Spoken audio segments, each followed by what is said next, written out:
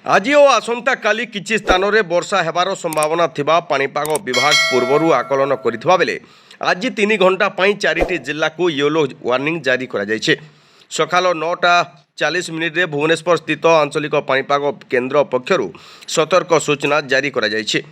ଏଥିରେ କୁହାଯାଇଛି ଆଗାମୀ 3 ଘଣ୍ଟାରେ ଅନୁଗୁଳ, ଢେଙ୍କାନାଳ, କେନ୍ଦୁଝର ଓ ମୟୂରଭଞ୍ଜ ଜିଲ୍ଲାର କିଛି ସ୍ଥାନରେ ବିଜୁଳି ଘଡ଼ଘଡ଼ି ସହିତ ହାଲକାରୁ ମଧ୍ୟମ ଧରଣର ବର୍ଷା ହେବାର ସମ୍ଭାବନା ରହିଛି।